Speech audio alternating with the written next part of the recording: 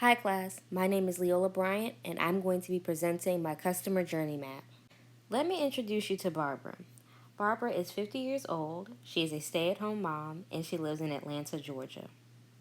Barbara loves cooking. She has been trying to cook since she was barely tall enough to reach the stove. She has been motivated to go vegetarian, and she is trying to transition to healthy meals. She will later be going to this festival to network, learn new techniques, and get inspired. She loves to cook meals for her husband and her two teenage children. Now for how Barbara actually found out about this event. Barbara was waiting for a friend outside of her favorite coffee shop. Looking around for her, she notices a street banner for a food festival coming soon in her area. She gets excited, and once her friend shows up, she plans to go together. From that distance, she wasn't able to get all the information, but she remembered the name. It was in bold letters. She soon pushed that to the back of her mind and went to the coffee shop with her friend and ordered a cup. She noticed a flyer on the ad board inside the coffee shop with the same words, and she grabbed it, sat down, and read more about it. She noticed there was a QR code on the bottom right corner of the flyer, so she scanned it and it took her right to the website where she could learn even more information about this event.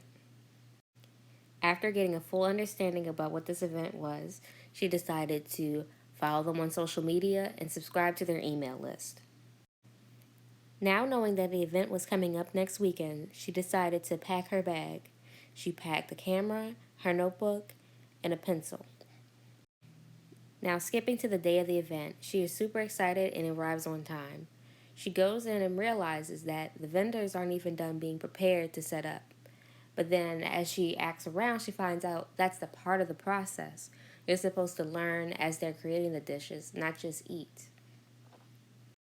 Filled with excitement, she goes around with her notebook and asks vendors about what they're cooking, important things to know about being vegetarian, and little tips and tricks to help her along the way. Meeting so many new people and faces, she was actually able to meet somebody that was going through the same journey as her. They connected instantly and they switched numbers to maybe plan something later on.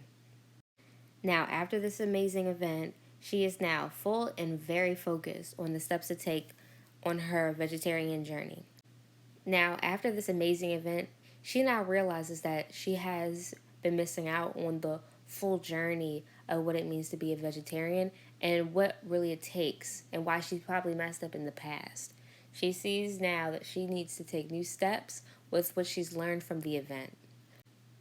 Barbara thinks back to her face to face interactions with the people from the event, and she really thinks about the tips she's taken. Currently, the most important tip that she's taken is meal prepping. She never really thought about it, but it works very well with her schedule and her time. She can plan the meals out and not think about being hungry or binging on stuff that she just shouldn't be eating.